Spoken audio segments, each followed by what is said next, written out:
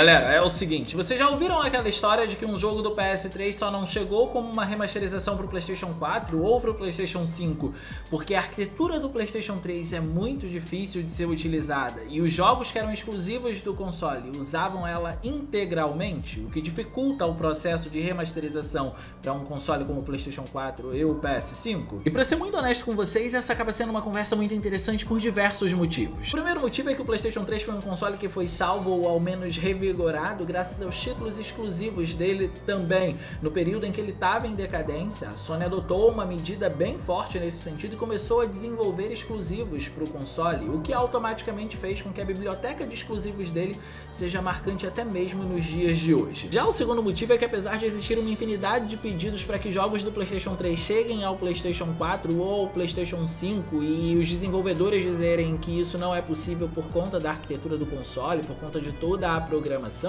de um outro lado a gente encontra jogos do PlayStation 3 que já foram remasterizados. E aí a gente começa a se perguntar por que determinado jogo recebeu uma remasterização e o outro não recebeu. É aí que a nossa conversa tem ponto de partida para ver jogos do PlayStation 3 que poderiam chegar para as gerações atuais e por que possivelmente esses jogos não chegam. Vocês estão vendo esse daqui? Provavelmente é um dos títulos que as pessoas mais pedem que saia do PlayStation 3 para poder chegar até as plataformas atuais. E existe uma história bem interessante, diria que até curiosa sobre ele. Vocês já devem estar cientes que a franquia Metal Gear Solid está disponível através de uma remasterização. Uma remasterização que foi intitulada como Volume 1.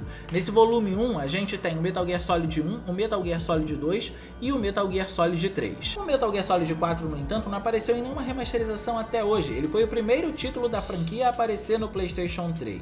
E a justificativa é a que a gente já conhece. A tecnologia do PlayStation 3 é uma tecnologia muito difícil e o jogo foi fundado inteiramente em cima dela, o que dificulta para que ele apareça em outras plataformas. Só que considerando o contexto de que a gente teve o volume 1 de uma remasterização, o que pode indicar que nós vamos ter volume 2 ou um volume 3, quem sabe, a gente se questiona o que acontece com Metal Gear Solid 4 dentro dessa história. E o produtor, Noriaki Okamura, da Konami, tem uma resposta para isso que é no mínimo curiosa. Ele diz: nós definitivamente estamos cientes dessa situação com Metal Gear Solid 4, se referindo ao fato dele estar preso no PlayStation 3.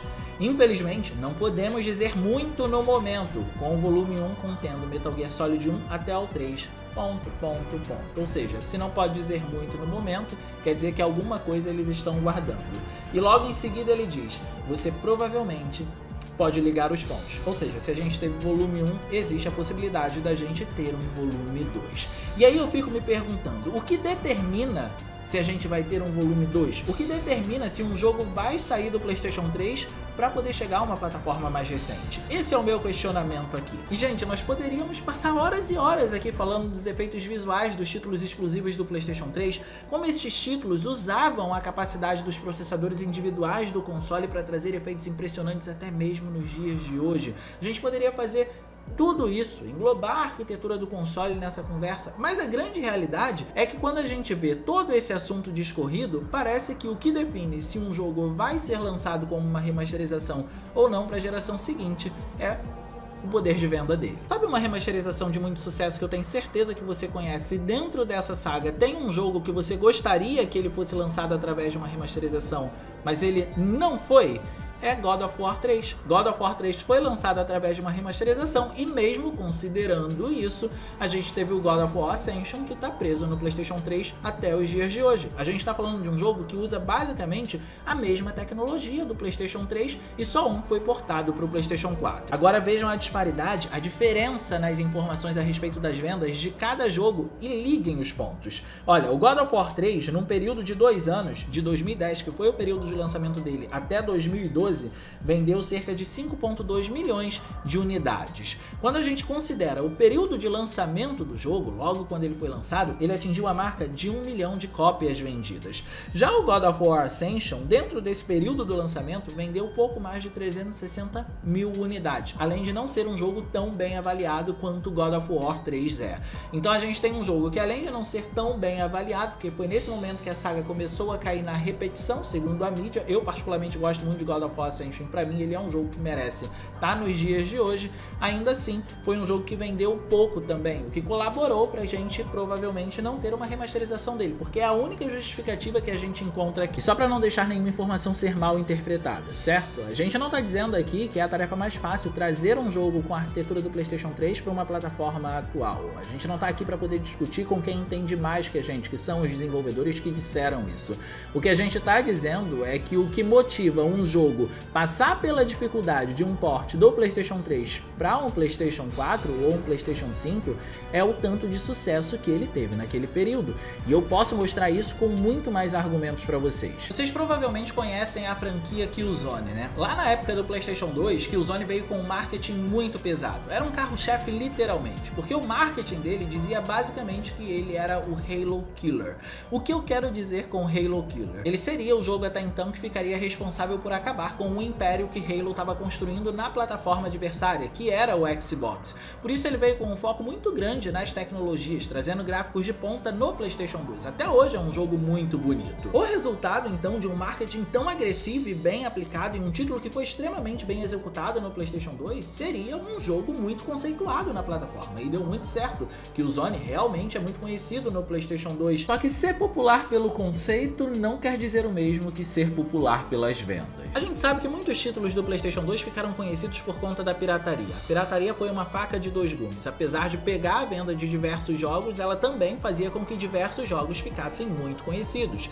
Então muitos desses títulos eram conhecidos no PlayStation 2 graças à pirataria. Quando a gente vai para o PlayStation 3, a gente tem um console que não tem pirataria para começo de conversa. Depois a gente precisa pensar que as vendas dele não estavam indo tão bem. Quando o Killzone 2 chegou, que foi no ano de 2009, o console estava começando a crescer, então ainda não era uma potência que a gente tinha no mercado dos games. Isso obviamente dificultava as vendas do jogo, então ele tinha que enfrentar um período em que a gente não tinha pirataria para poder popularizar um jogo e também um console que estava começando a se reerguer. E por que eu tô dizendo isso para vocês, batendo nessa tecla da pirataria? Porque o Xbox 360, o concorrente direto do PlayStation 3, tinha acesso à pirataria, e mesmo com a pirataria, um título exclusivo dele, ele vendeu em 4 dias o que Killzone 2 levou 65 dias para poder fazer. Assim, as vendas iniciais de Killzone 2 não foram vendas ruins. A gente teve um jogo que no primeiro final de semana vendeu cerca de 700 mil unidades. Isso tudo acoplado a um sucesso na crítica.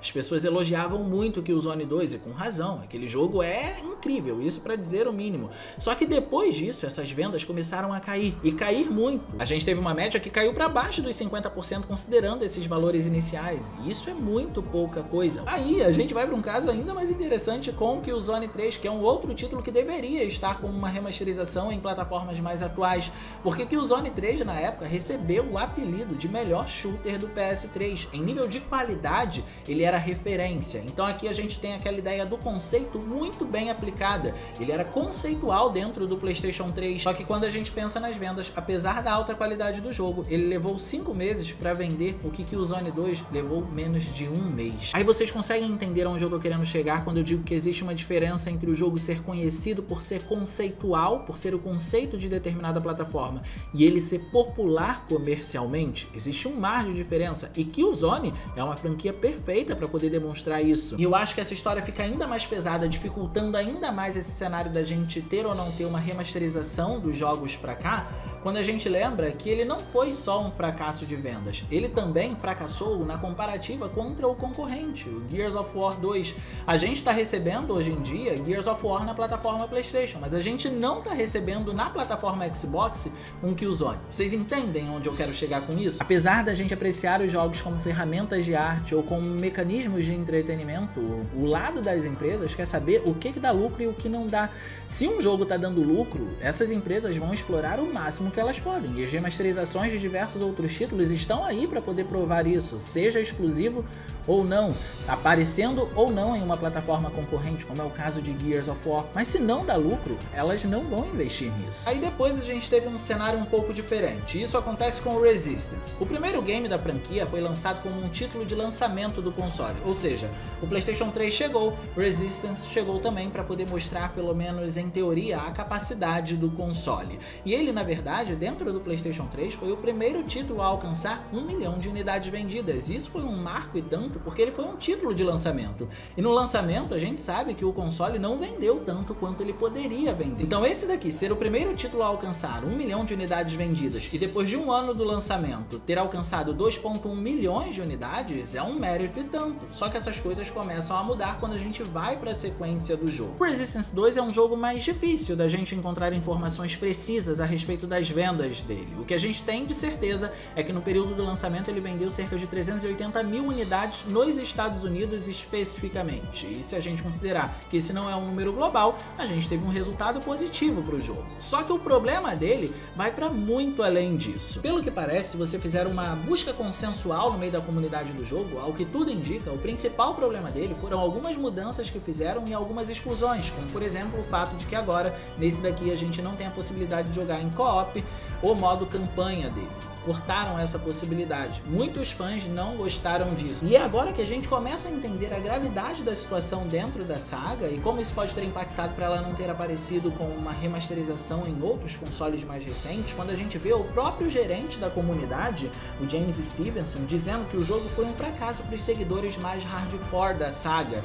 E isso teve um impacto direto em como ele se desempenhou, ou seja, como as pessoas começaram a perceber o jogo, desempenhou um papel fundamental na repercussão das vendas dele. E isso ocasionou, obviamente, no fraco desempenho de Resistance 3, que foi um fracasso também. Resistance 3 é um jogo excelente. Dos 3 jogos, para mim, ele é o que de fato consegue mostrar o que a 7ª geração era capaz de fazer e, em especial, o que o PlayStation 3 era capaz de fazer. Os outros jogos tinham gráficos relativamente limitados, apesar de possuírem alguns recursos bem interessantes, mas o Resistance 3 abraçou todo o poder do PlayStation 3 dentro das possibilidades dele e trouxe um jogo incrível. Só que mesmo assim a gente teve um jogo que teve um desempenho comercial de 180 mil unidades. E isso é muito pouco. Pegando essa situação e tentando percebê-la com um olhar mais panorâmico, ao que tudo indica, a gente não teve um remaster da franquia Resistance por conta da dificuldade que é programar no PlayStation 3 e trazer um jogo dele para um PlayStation 4 ou PlayStation 5, mas sim por conta do próprio Resistance 2.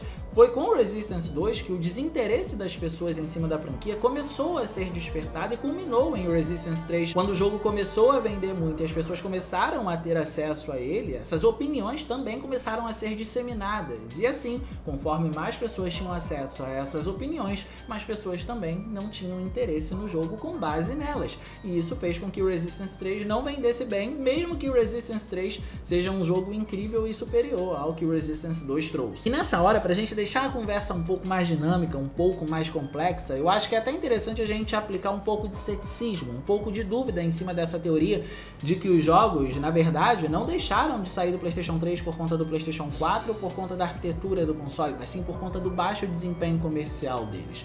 Porque quando a gente aplica ceticismo em cima dessa teoria, a gente lembra que o exemplo que a gente teve positivo em cima dela foi apenas God of War 3. Foi o único jogo que a gente citou como base para ter um parâmetro aqui e falar das vendas dos outros jogos e o possível motivo deles não terem chegado a outras plataformas. E aí fica mais difícil, obviamente, porque a lista de títulos remasterizados do PlayStation 3 para o PlayStation 4 é muito pequena pra gente usar como exemplo, mas tem um caso. Todo mundo aqui conhece a trilogia Uncharted, certo? Todo mundo aqui também sabe que essa trilogia foi remasterizada para o PlayStation 4, certo?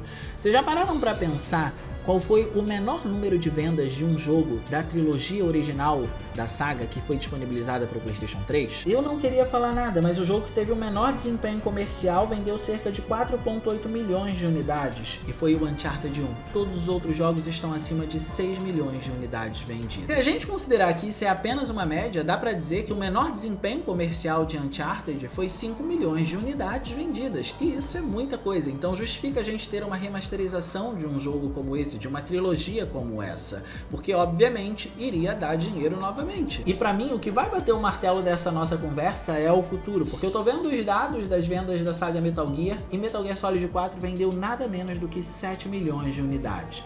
Considerando que a Konami tá voltando com força agora com as franquias dela e que Metal Gear é a franquia de maior sucesso, eu tenho certeza que esse jogo vai ser remasterizado em algum momento. E se esse jogo for remasterizado, um jogo que publicamente foi dito que foi feito inteiramente em cima da arquitetura do PlayStation 3, não vai ter mais desculpa para não remasterizar um jogo do PlayStation 3 para o PlayStation 4 dizendo que a arquitetura do console impossibilita isso, porque Metal Gear Solid 4 foi, mas vamos aguardar para poder ver. E, gente, eu tenho certeza que existe uma infinidade de jogos do PlayStation 3 que vocês gostariam que chegasse até o PlayStation 4. Então comenta aí no campo dos comentários, porque esses daqui foram apenas os meus jogos, mas eu tenho certeza que eu deixei passar algum desapercebido e que eu também quero que seja remasterizado. Por isso eu tô pedindo a ajuda de vocês. E no mais, eu vou ficando por aqui. Eu espero muito que vocês tenham gostado desse vídeo. Se vocês gostaram, não se esqueçam de clicar no gostei, porque isso ajuda pra caramba. E de quebra você faz a boa ação do dia. E também se inscreve no canal ativando o sininho das notificações para você não perder nada que eu postar por aqui, certo? Era isso, um grande abraço e a gente vai se ver na próxima.